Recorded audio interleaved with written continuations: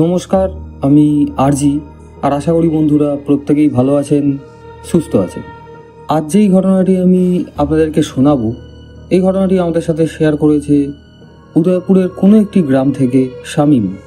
শামীম বিশেষ কিছু কারণে হয়তো ওর গ্রামের নামটি প্রকাশ করতে চায়নি। ঠিক আছে, এ নিয়ে আমাদের কোনো প্রবলেম নেই।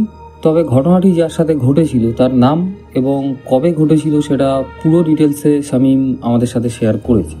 তো এই ঘটনাটি শুরুর আগে আমি একটি কথা বলে রাখি, বন্ধুরা যারা এর আগের এপিসোডগুলো আমাদের শুনেছেন, কিছু জিনের এপিসোড আমি শুনিয়েছিলাম, সেখানে আমি বলেছিলাম ইফরিতের কিছু ব্যাপার। ইফরিত বলে যেই জিন রয়েছে সেই ব্যাপারে আমি কিছু বলেছিলাম। সেই ইফরিতেরই কিছু ছাপ আপনারা এই ঘটনাটির মধ্যে পাবেন। ঘটনাটি আপনারা শুনুন, আশা করি আপনাদের ভালো লাগবে। আর ভালো লেগে থাকলে কিন্তু একটি লাইক, আর চ্যানেলে নতুন হয়ে থাকলে চ্যানেলটি সাবস্ক্রাইব করে পাশে থাকা বেল আইকনটি অবশ্যই প্রেস করবেন। তো শুরু করছি আজকের এই ঘটনা। শামীম জানিস এই ঘটনাটি ঘটেছিল ওর এক বন্ধুর সাথে। বর্তমানে শামীম কম্পিউটারের কোনো একটি অফিসের সাথে যুক্ত রয়েছে, ও ওখানেই কাজ করে। আর এই ঘটনাটি ঘটেছিল যখন ওর বন্ধুর সাথে, তখন ওরা একসাথে স্কুলে পড়তো এবং ঘটনাটি ঘটে 2011 সালে। তো শামীমের যেই বন্ধুর সাথে এই ঘটনাটি ঘটেছে সেই বন্ধুর নাম শামীম জানিয়েছে মইদুল। তো মইদুল বলে ছেলেটির সাথে এমন কিছু জিনিস ঘটেছিল যেগুলো দেখার পরে প্রত্যক্ষদর্শী যারা ছিল তারা নিজের চোখকে হয়তো বিশ্বাস করতে পারছিল না। আর যারা জানতো তারা বলেছিল যে কোনো গুণিনের কাছে নিয়ে গেলে এর প্রতিকার হতে পারে। কি ঘটেছিল মইদুলের সাথে, এই নিয়েই আজকের এই ঘটনা।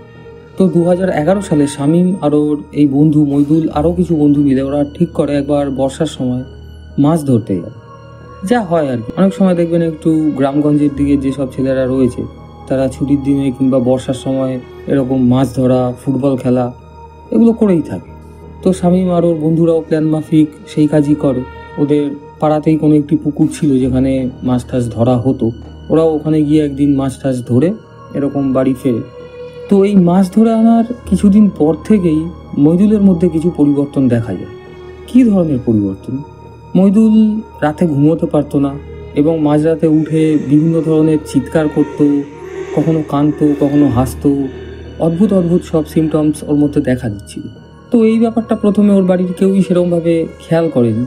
তবে মইদুলের এক ছোট বোন ছিল, ও মাঝে মধ্যে শুনতে পেত যে ওদেরই ঘরে কেউ যেন রাতে কান্নাকাটি করছে, আবার কেউ হাসাহাসিও করছে। তো ও কয়েকবার করে ওর বাবাকে জানিয়েছিল যে আমি রাতে এরকম কিছু শুনতে পাই। তো ওর বাবা যেহেতু বিজনেস করতো, সারাদিন খাটাখাটির পর রাত্রে এসে শুয়ে পড়তো, অত কিছু কেয়ার করতো না। তারপর ওর বোন মইদুলের মাকেও জানায় যে এরকম ধরনের শব্দ আমি শুনতে পাই, আর বিশেষ করে দাদার ঘর থেকে যেন এই শব্দগুলো আসে। তো তখনও কেউ কেয়ার করেনি, যা হয় আর কি, প্রথমে একটা বাচ্চা মেয়ের কথা শুনে কে কেয়ার করবে। তো যাই হোক, এই ব্যাপারটা বাড়তে থাকে এবং এই মইদুলের সাথে যেসব পরিবর্তনগুলো ঘটছিল সেটা আস্তে আস্তে করে বাইরে বেরিয়ে আসে। একবার শামীম কিংবা ওর আরও বন্ধুরা মিলে যখন কোচিং সেন্টারে যায়, সেখানে গিয়ে ওই ক্লাস চলাকালীনই মইদুল বিভিন্ন ধরনের অ্যাক্টিভিটির শিকার হয়।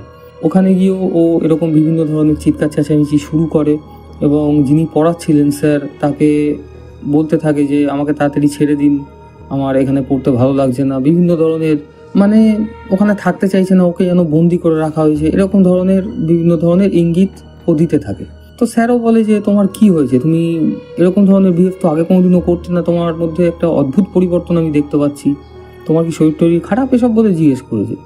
তো মইদুল যেন কিরকম একটু ঝিম মেরে থাকতো, কারোর সাথে সেরকম কথাও বলতো না, নিজে নিজেই হাসতো, নিজে নিজেই কথা বলতো। তো এরমভাবেই চলতে থাকে। তো ব্যাপারটি যত বাড়তে থাকে আস্তে আস্তে করে, তো তত কিন্তু ওর মধ্যে পরিবর্তনও আরও বাড়তে থাকে। খাওয়া বলতে গেলে ও কাঁচা মাছ, কাঁচা মাংস এসব জিনিসগুলো বেশি পছন্দ করতে শুরু করে। ভাবতে পারেন বন্ধুরা, কাঁচা মাছ মাংস কোনো জন্তু ছাড়া মানুষের খাওয়ার পক্ষে সেটা সম্ভব নয়। তো মইদুল সেই সব জিনিসগুলো করা শুরু করে।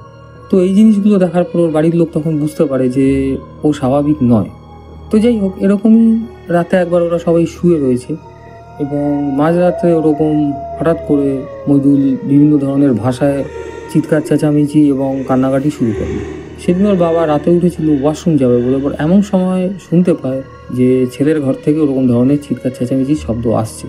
তখন উনি দরজা খুলে মইদুলের ঘরে যায় এবং গিয়ে দেখছে মইদুল ওখানে খুব অদ্ভুতভাবে খাটের উপরে দাঁড়িয়ে রয়েছে এবং তার চোখ লাল হয়ে রয়েছে এবং সে তার বাবাকে দেখার পর খুব অদ্ভুত ভাষায় তাকে গালাগালি করতে থাকে এবং তাকে বলতে থাকে যে আমার ঘর থেকে বেরিয়ে যা, এক্ষুনি চলে যাও আমার ঘর থেকে, আমার ঘরে কেউ আসবি না।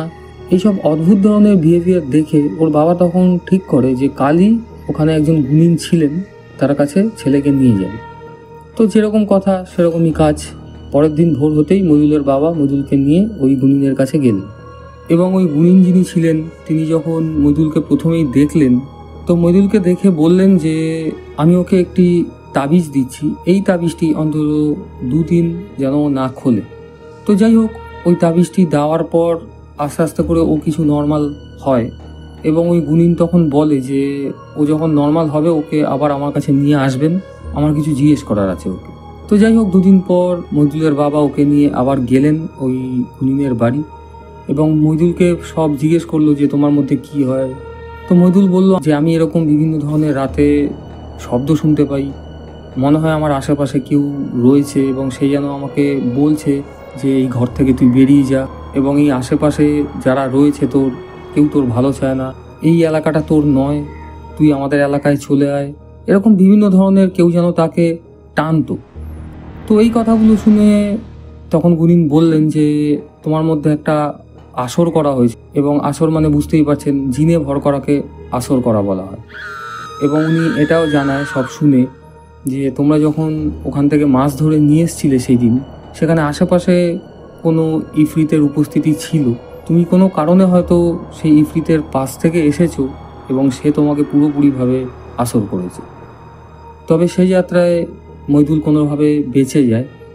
তারপর সে এতটাই ভয় পেয়ে যায় সে কোনো দিন ওখানে আর মাছ ধরতে যায়নি। এবং এখানে একটা কথা বলে রাখি যেটা শামীম জানিয়েছে, এই যে ঘটনাগুলো যখন ঘটছিল মইদুলের সাথে, মইদুলের কিন্তু কিছুই মনে থাকতো না, ও পুরো হিপনোটাইজড হয়ে গেছিল এবং ওর সাথে যা ঘটছিল সেটা করাচ্ছিল সেই ইফরিত।